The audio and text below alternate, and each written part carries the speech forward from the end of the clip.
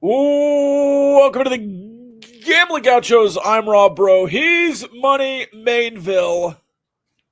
We've got some basketball to talk today on the Payne, Powell, Truitt, and Chandler rundown today. Brandon Barnett joining them in June. Couple of Texas Tech grads here, couple of double Texas Tech grads here, not all of them.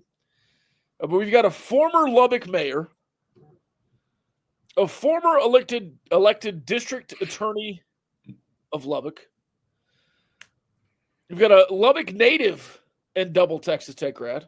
That's Truitt. And a former district judge and district attorney in Clovis, serving the great state of West Texas. Payne, Powell, Truitt, and Chandler, soon to be joined by Brandon Barnett in June. They handle family law, criminal defense, Title IX, personal injury, and estate planning. So let's say you maybe you're a legendary head coach of a basketball team, Money, and you're thinking about retirement because for the second straight season, you've absolutely flopped.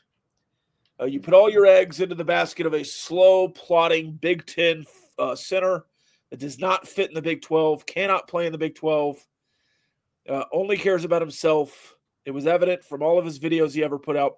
But let's say you're planning, you're getting up there in age, you're 62, and you want to make a will. Even though you might live in Lawrence, Kansas, you could call Payne, Powell, Truitt, and Chandler and get that estate planning set up. Maybe you want to set up a will because you're going to move to Indiana or Chapel Hill in the next couple of seasons, and you want to get that done here in West Texas. Well, you can do it. They're at Payne, Powell, Truitt, and Chandler. And on the rundown today, we have, let's see, Texas Tech basketball. Yep. All right, let's get into it. Texas Tech beating Oklahoma State by 100 since we last talked. Well, that's fine. It happened. JT Toppin was awesome again. For his last two games, he was credited with the Big 12 Player of the Week, the Big 12 Newcomer of the Week, and the AP National Player of the Week. He was on an insane run and had a bad game against TCU in which he had some foul trouble, only played 26 minutes, and had 14 and 11. So, I mean, if that's your off night, that's your off night. You're pretty damn good if that's the case. So that is that. Let's move to TCU. And I'm just going to turn over to you here, Money, because you jinxed the heck out of Texas Tech after saying they're off to a hot start. I don't think they scored for the next 6 minutes. So let's just turn it over to you. There was a massive cold streak in the first half. Texas Tech got up by 3 and didn't score for like 4 minutes. They're at the end of the game. Now, TCU wasn't getting buckets either, but they were getting offensive rebounds, extending possessions, and getting free throws, at least free throw attempts. Go ahead and tell me what happened and how it affected the season, because for my eyes, just another Big 12 game, and it's kind of like off a duck's back at this point because you have some opportunities in front of you to make it not matter. If it compounds, it matters. If you win a couple of the next 3, it doesn't really matter. I think you're right in that. I do think you really want TCU to win a lot of games down the stretch to place themselves on the bubble and to give yourself a little bit of give that loss some more strength to it. Because I think right now that TCU team is kind of suspect. And so any additional credit there would be good. But yeah, I mean, you look at your season up to this point, you lose to St. Joseph's in Brooklyn, you lose to A&M in Fort Worth, UCF in the conference opener, Iowa State, Arizona, and now TCU. I would argue this is the first game that Tech probably really should have won. I think you can point to that St. Joseph's game. I think you can point to that UCF game. But ultimately, that St. Joe's game was so early in the season. They have a lot of experience, a lot of three-point shooting. That was a weakness for you up to that point in the season. I thought that they were a lot better than people thought coming into the game. UCF game, it's your first game of the conference season. It's a different level of physicality that's demanded of you. They put you in an absolute track meet and you can't keep up. But now you're kind of at a point where this is one where I felt like you really had every excuse to be able to pull away in this one, and you didn't. I mean, this TCU team is not a good team. They just aren't. They beat you, and that is unfortunate, but they are not a good team. And I think you win this game, 75% of the time that you play it, if you played it 100 times, at the very least. I think you're a more talented team. You're a deeper team. You're a more experienced team. You're a way better offensive team. Something about it last night just felt a little off. Like, look, let's be real. It was their Super Bowl. They did everything in their power to get people in that building. Still seemed pretty empty. Desmond Bain honored at halftime. They pulled out all the cards, and it apparently was enough. And I do think there is an interesting element of, with this Tech team, it usually is not the case, but you could tell which team wanted it more last night, which team was more physical, which team was more energetic, and that was TCU. They had a chip on their shoulder, and I think in terms of this game, I want to talk a little bit more about the season at large after this, but I know for this game, a lot of comments made about the officiating. And I do want to say that I think JT Toppin got fouled on the final shot, which was a busted play. It was not his shot. But he ended up shooting it, which I think caught the defense a little off guard and probably drew some contact there. Officiating aside, pretty much everything possible went wrong for Texas Tech in this game. You had your highest turnover percentage since January 14th. You made 9 threes, which is the fewest you made in a game since January 26th. They rebounded 40.5% of their missed field goals. That was the third highest you've allowed in Big 12 play.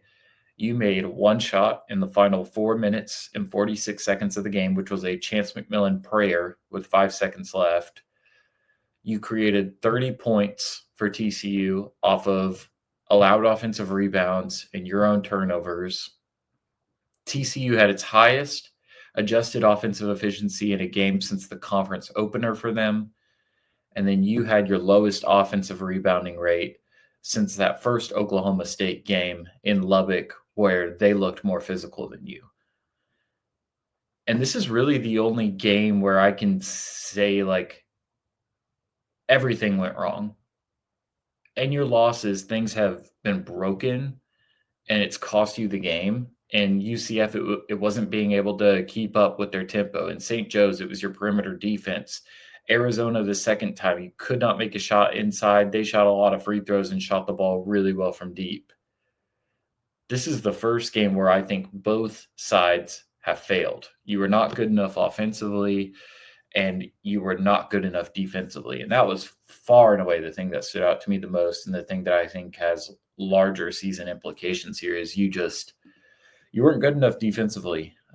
They certainly had some pretty high difficulty shots that they were taking and making, but I think overall your defense just was not good enough.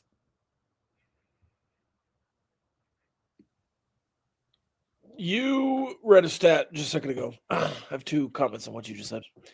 The offensive rebounding number, do you have the 2 games that were above the TCU game? I can pull it up really quickly. And then while you're pulling that up, you said early in that the TCU is not a good team, or they're bad. I don't know how you worded it. Maybe not a good team, or they're bad. I think you said they're bad. They're I don't know if they're I think you said not good. I formulated my question when you said it. Now I'm second guessing myself. They What are are you they guys? are objectively bad offensively. Yes. But I think in the concept of the Big 12, they're middling. And I think outside of the Big 12, they would be in much better position to make the tournament, in my opinion. I think they started poorly, but I do think they figured some things out in the last couple of weeks. You mentioned it was their Super Bowl. It certainly was. It was Trezarian White's Super Bowl, who I think wanted to come to Texas Tech, tried to commit here, and was turned away. Was recruited. Was recruited.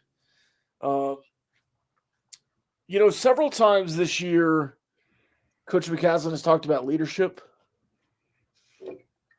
and how basically Darian and Chance were involved in the recruiting process and turned a couple of guys away or said, hey, they just talked about themselves the whole time.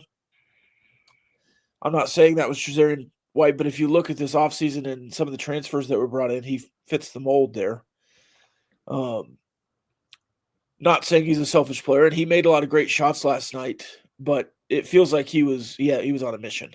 No, he scored 30 against Kentucky when he was at UNC Wilmington. Like, this guy, he likes to see the ball go in the basket.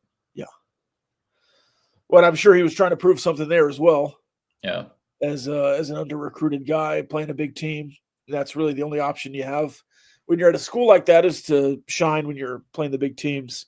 And maybe he's just a big game guy, and Texas Tech was a big game for them, obviously. Top 10 team in Fort Worth. They're pretty good at that. Jamie Dixon is pretty good at that historically. But you also haven't won in Fort Worth since 2019. That's 6 years, but 5 trips to Fort Worth. They ducked you 1 year in 21. But the rest of the time, you've not won much in Fort Worth in any sport, which is unfortunate. But it seems like the basketball facility, for whatever reason, Schallmeyer, is especially hard to win at over the last 6 seasons. And it's really baffling to me that it's there. Yeah. Of What all were places. those other two? Or those other 2 games where you had the offensive rebounding totals? It is the Arizona loss Yeah. on the road and Houston. Interesting. I was thinking it might be UCF because they didn't miss a lot. So if you just went by percentage, I thought they might have gotten enough. But Houston, interesting. Okay. That was just for my own peace of mind there. Yeah, TCU basketball, I don't think in any given year has been better than Texas Tech. And you've handled them in Lubbock. But it's just so frustrating to have such an advanced road crowd in Fort Worth. I mean, I'm not going to say it's 50-50 because it's probably not.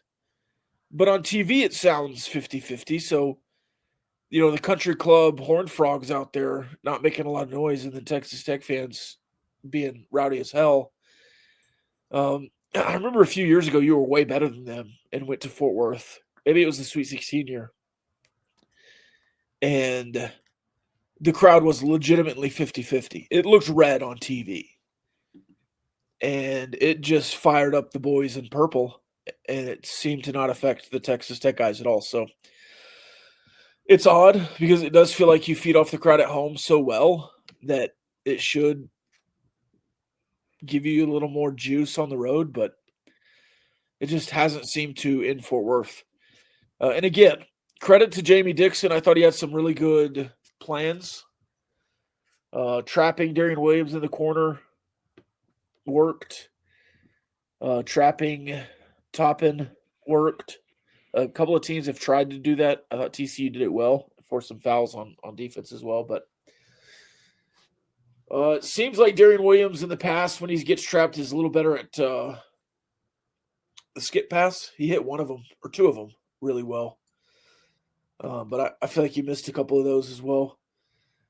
Kerwin, Overton, Anderson, pretty well non-existent. And Grant McCaslin again, after the game, saying I didn't do a great job with the rotations, with the with the subbing out and in. I don't know what the solution is there, but to me, I don't think that's Grant McCaslin's fault because if you're on the floor and you're not producing, he's going to put the guys that are producing back in. So, hey, Kerwin, if you want to play more than 10 minutes, do something while you're on the floor because when you do that, you come back in. And if you're just kind of standing around, you're not going to go back in. And Kerwin has done both this year. Yeah, it's interesting. I didn't listen to the post game, but I do wonder if some of that there's plenty of options there, right? Like that could be specific to the Kerwin Walton situation you just explained there. It feels like Kevin Overton has just the shortest of leashes right now and is pretty much on the fringes of the rotation at this point. You've got Federico, who he was better in this game, but has not been what you're used to from him. And in this game, you have JT Toppin get into foul trouble really quickly. And in a 3-point game where Federico plays 16 minutes, he ends with a negative 13 plus minus. Like you were just not great with him on the floor. And I think other guys, it was certainly maybe more noticeable because of what you're accustomed to. I think not having Anderson in that game was pretty huge, especially after it looked like he made a shot and he was going to get into a little bit of rhythm, but just never really put it together. Kevin Overton missing a couple of really, really open shots. Again, you felt off. And I wonder if part of figuring this team out is not figuring out how to sustain that momentum, because it really feels like that's been a weak spot for you this season. And Evan Maya, I talk about the kill shot all the time. He did a updated kind of kill shot grid list with everyone in college basketball. And Texas Tech is just like, I'm pulling it up right now. They're right above the least streaky category, like right above it. They don't allow a lot of runs, but they certainly don't rip them off. And I think that's been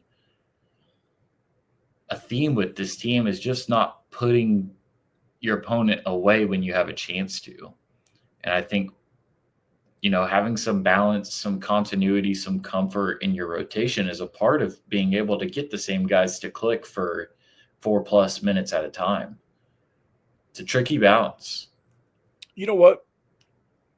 This team is a lot like the football team this season. Because there are stretches of offensive brilliance. Now, there are more games in a basketball season, but you could point to St. Joe's and A&M and a disappointing non-conference, to Washington State and Texas Tech's disappointing non-conference.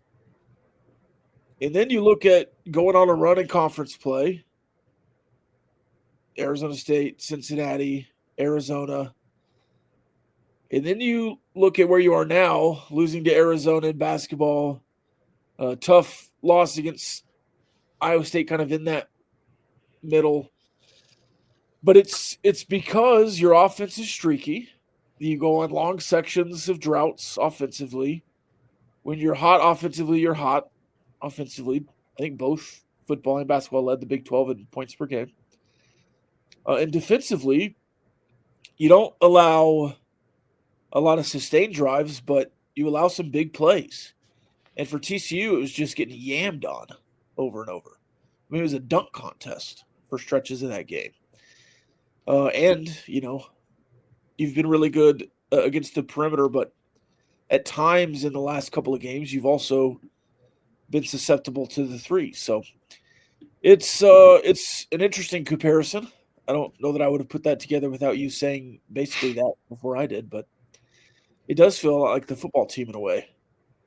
I do think that this basketball team has a higher ceiling, and how the tournament is set up, they obviously will get a better shot at it, but interesting. I do think Texas Tech still has a 3 by their name come March. I would assume if you lose, to Houston and Kansas, and maybe West Virginia and Kansas or West Virginia and Houston, one of those combinations. If you lose 2 of those next 3, you're probably a 4 seed. And you can't really do much after those 3 games to get back to a 3 seed. If you win out, maybe a 2 seed again. I don't know. But I would say you're probably a 3 seed right now or a high 4 seed based on what you have left. I want to play a game with you. Money, you ready? Sounds like fun. I want you to say tournament lock, bubble, or out. Okay. Tournament lock, bubble, or out. We'll go to the Big 12. Tournament, bubble, lock, or out. Those are your options. We'll start at the top and say Houston. Lock. Arizona. Lock. Iowa State, Texas Tech. Locks. BYU. Probably lock now, yeah. Kansas. They are, but I mean, their jersey says they are. They're 6-7 in quad 1 games. And they finish with Colorado, Oklahoma State, and then Arizona, Texas Tech, and Houston. 2 of those at home. Houston. yeah. I mean, if they hadn't beat Duke and Michigan State in the non-conference, they would easily not be a tournament team right now. All right, I'm going to go to the bottom to leave the bubbles to the middle. Colorado, Arizona State, Oklahoma State, UCF. All staying on the couch. Cincinnati. Out. All right. Utah. Out. Kansas State. Are they back to a pumpkin? Nope. Out. Okay. They've got non-con was too bad. They were too bad in quad 3 and quad 4 games. I'm not going to say they have an easy schedule to finish, but I think they could get to 11 wins. Go 4-5 in the next 5. West Virginia. They are beating Cincinnati right now, I believe. Probably in. Yeah. TCU. I don't think they're on the bubble. Out. So West Virginia at 16-10, but 7-8 in Big 12 play is in, but TCU is out. I think so. I think West Virginia with a win. I think they beat Arizona and Maui. Yeah. Also had a game against Gonzaga, I believe, that they won. Played After Louisville they- close. Yeah. Okay. Speaking of, Baylor the last team. In.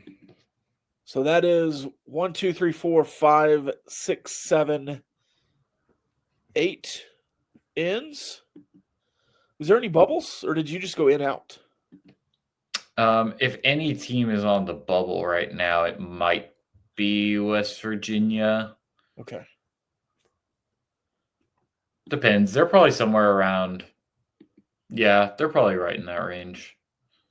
Okay. 10.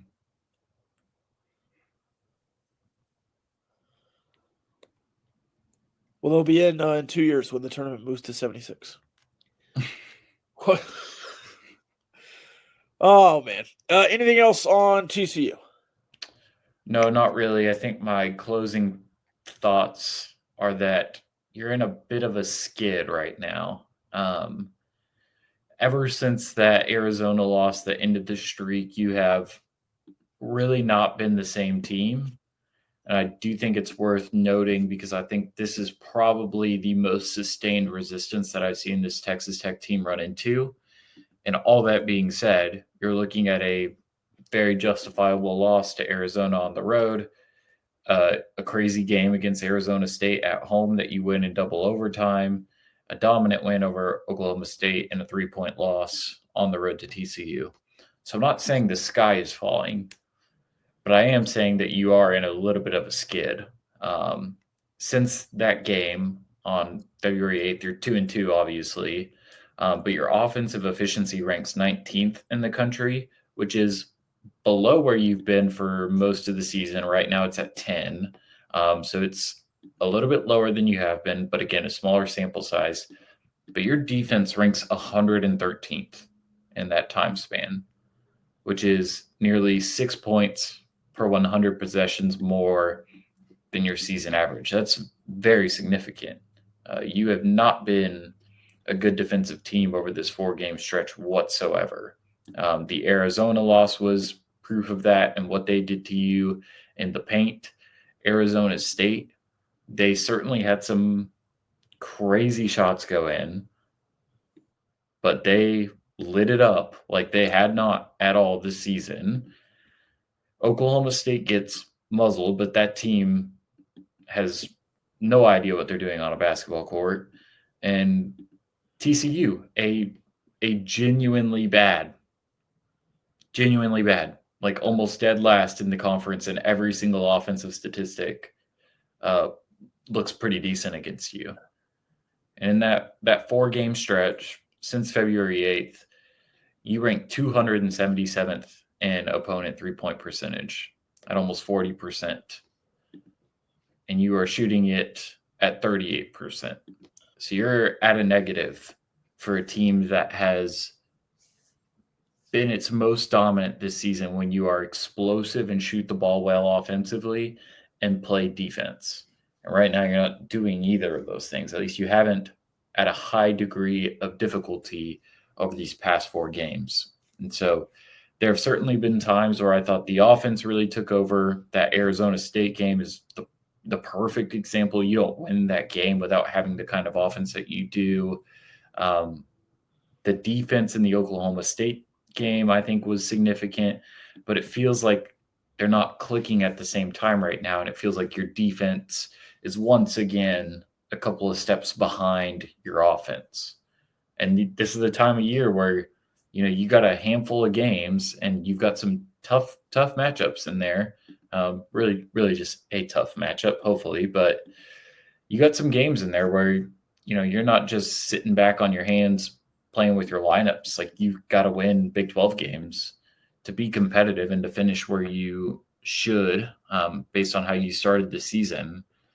But you've got, 5 games to figure out how to get it to all gel again before you head to Kansas City. And then eventually, you're in the dance. So I think these next couple of games are going to be critical. And I will say, as a numbers guy and an analytics guy, really impressed with the body language and the leadership by Darion Williams last night. Thought it was awesome how he was communicating in the huddle, putting his hand up whenever Christian Anderson threw him the ball towards the sideline. He wasn't looking. It was a bad pass, and McCaslin chewed him out for it. But, Darion Williams not only told Christian Anderson, hey, that's my bad, but he even kind of slapped McCaslin in the chest when he was going at Anderson and said, hey, no, that one's on me, and had a really good game against TCU. You wouldn't be in that game without him. And so, this is the time of year where your veterans and your leaders have to play their best basketball, and you've been needing that from him. And I think if he can start to get it going, it's going to do a lot of really good things for the rest of this team. McCaslin, when Anderson threw the ball out of bounds, you just see his face sometimes when he's screaming, and it cut to him, and he just goes, "You're the point guard. What are you doing? You're the point guard. I just thought that was funny because he's very easy to read his lips when it's just on him and not like turning around and talking to the team. Update on West Virginia. Did you see that score? I did not. All right. West Virginia up 9, 16 seconds to go. 62-53. They're playing Cincinnati. The line is -3.5. Did they cover, yes or no? Say that again. The line is 3.5. They're up by 9, 16 seconds to go. Cincinnati has the ball. Does West Virginia cover, yes or no? Oh, do you know the final? I know the final. Oh, then no. No. That's ridiculous. Cincinnati comes down, drains a 3, steals the inbound with 4 seconds to go, and banks one in. The final 62-59. Brutal. That's the kind of they might have got some. No, they wouldn't have. They wouldn't have got free throws, I don't think. It's the kind of thing that would happen to me when I would just pick a random Thursday or Tuesday night Big 12 Yes. game on my moneyless picks, and that would be to whichever line I picked in favor of. Yes. That's why I quit. I just can't do it, man. This conference is ridiculous. Yep, that was the final 62-59. Crazy. West Virginia's Hansberry was 17 and 13 points rebounds. Do you want an Oklahoma State UCF score update? Oof. It's in Stillwater, 5 minutes to go in the first. You want to take a stab? UCF 31, Oklahoma State 17. Nailed UCF's points. Okay. Oklahoma State's leading. Oh, my goodness. 37? 45. Whoa. Didn't they score like 55 against you the entire game? Yes. 31-45. Now 4.5 minutes to go. Usman has 13. I did see Robert Jennings have a big boy put back just a second ago.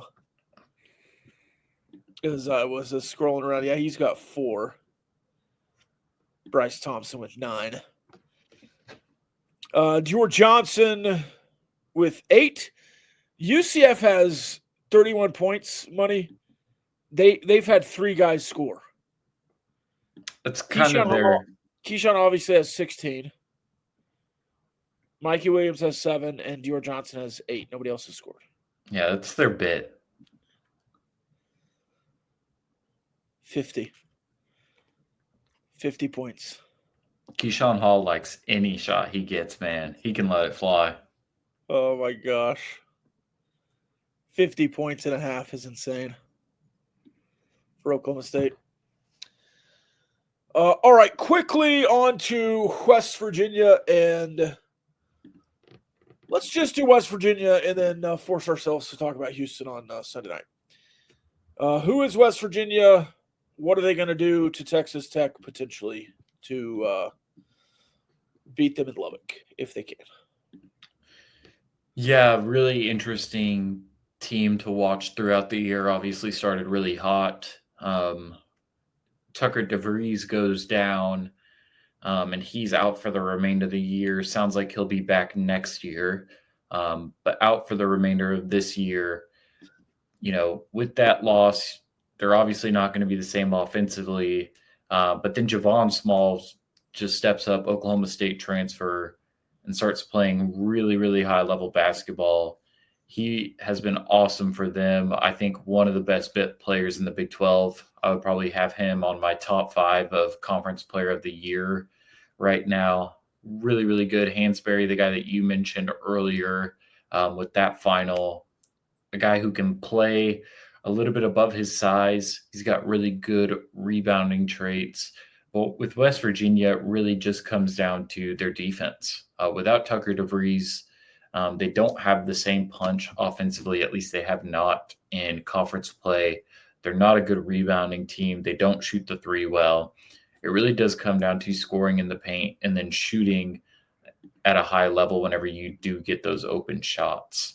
But again, I think in this game, I think Texas Tech will be trying to remedy a lot of went wrong against TCU. And I think this is another game where I feel like you're poised to do that well, which is also how I felt heading into the Arizona State game. And that was the case. You absolutely smeared them down low, which is exactly what I thought you could do. You just also forgot how to play defense. And so in this game, I think you're going to want to play some defense. You have the ability to do that against an offense like this, but you really want to attack them inside because they defend the 3 really, really well, but do not defend the 2 well. So I think you want to get the ball inside, get JT Toppin back in a rhythm, and allow yourself to play inside out because this team is not going to let you shoot easy shots from deep. I mean, they're overall a good defense, but that really has been the hallmark of their defense this year, has been their ability to defend the 3-point line and then to force turnovers. So got to take good care of the ball. Got to make your open shots. Can't have a repeat performance like you did in TCU. Those open jump shots by, a Kevin Overton or a Christian Anderson. Those are critical. Those have to go your way in this game because they're going to be few and far between. But I do like Tech's chances to get back on the right track in this game. I think this is exactly where you want this game to take place because I think West Virginia is good enough to get you to focus on them before you play Houston and Kansas. But I still think that there's a lot on their film and in their numbers to where you can have a pretty good game plan mapped out in how you can attack them.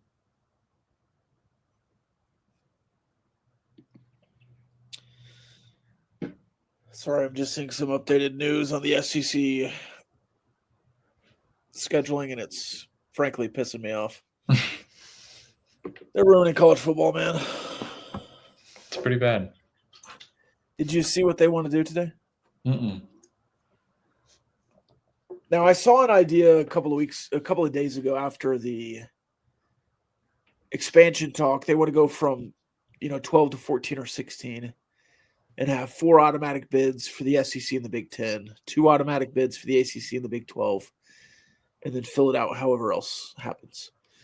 If they go 16, it's probably more Big 12 SEC or Big 10 SEC teams, and then, Boise State. The SEC is now publicly talking about doing 4 games on conference championship weekend. 1-8, 2-7, 3-6, 4-5 game for an auto bid into the college football playoff. If 1 or 2 loses, they'll basically get in anyways and get 6 teams into the playoff.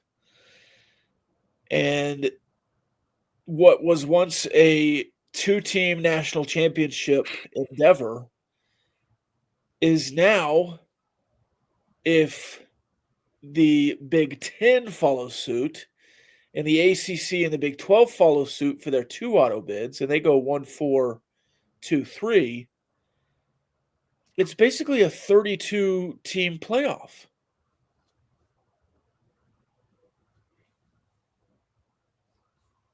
I mean, what are we doing? Because Alabama didn't get in this year. No. And they were terrible. They lost to Michigan and Vanderbilt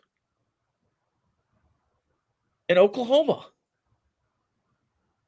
They got pantsed by Oklahoma, didn't they? Mm-hmm. I mean, what are we doing? That is wild. Okay, sorry. Yeah, and I think I think this West Virginia game, people were calling TCU a trap game. I didn't think it was. I think you just went in there flat. And they were more aggressive. I think that's just a natural basketball game in the Big 12. West Virginia is a trap game because you're playing Houston Monday. And this is an opportunity for West Virginia to come in. And the next 3 games, West Virginia, Houston, Kansas, it's West Virginia fighting for their tournament lives against you fighting for seeding. And then it's, kind of flipped where Texas Tech is fighting for seeding and Houston is kind of just, they might have already even wrapped up the Big 12 championship by then, depending on what happens on Saturday, or at least mathematically come pretty close to it. And then Kansas fighting for their tournament lives at home. Potentially. I have a hard time saying that out loud. And then you have, Colorado, who stinks on ice, and I guess could be a game that you could, have a letdown against.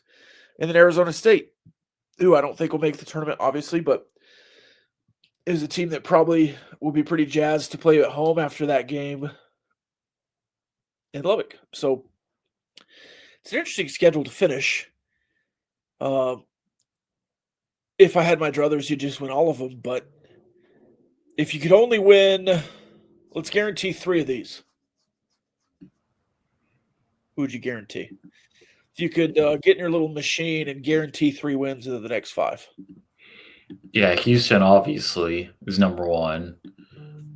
Kansas 2 is probably the unfortunate answer because I don't know if it's even really factually going to play out that way. But I do think winning in Allen Fieldhouse does mean something, and whether you agree or not, and I certainly don't, this Kansas team still has national eyeballs on them and recognition that it matters when you beat them. And then for my mulligan, I think probably the highest quality win you can get is it probably is West Virginia. I think Arizona State on the road is a good opportunity, but I don't think that team is as good as West Virginia. And I think if you win that game against the Mountaineers, it means a little bit more than any of the other wins would. Colorado, like you said, is a complete dud. Arizona State, I think people are kind of seeing the smoke with Hurley there, and it's kind of looking like he might be gone. So I think it is that West Virginia game that ultimately you want to win, in addition to Houston and Kansas. Does West Virginia or Arizona State give you a better bump than Colorado would tear you down? Because wouldn't you? Because I would almost say you'd want to win the Colorado game along with Houston and Kansas, just because it doesn't help you, but it hurts you more than the other two. Because I don't think Arizona State or West Virginia. I mean, they're probably both quad 2 losses, but West Virginia might be a quad 1 loss. Well, no, it's at home. So I think wouldn't the Colorado team hurt you more to lose to? Because especially if they're 2-18. Yeah, that's a really fair point. And I think the only reason I didn't mention that is because I just think there's no chance in hell that you lose to them. You don't need to guarantee that one because it's just going to happen. I mean, per KenPom, there is a 6% chance that you do lose. So there is always a chance. You still have to play the games. My God, that would be so bad. I can just imagine myself staring at my phone, trying to write 3 quick thoughts after that. It would be tough. All right, that's all I have on basketball, and I believe all we have tonight. I think we'll save our mailbag for another night. Does that work for you? I love it. Sweet. This was the Gambling Gauchos. If you want to follow along, you can do it right where you're doing it. If you're on YouTube, youtube.com/Gambling Gauchos. If you're on the Republican Football feed, you can do it right there. Or you can do it in the Discord and behind the scenes on Patreon, patreon.com/Gambling Gauchos. We appreciate you. We love you. Good night. I don't know why I said it like that.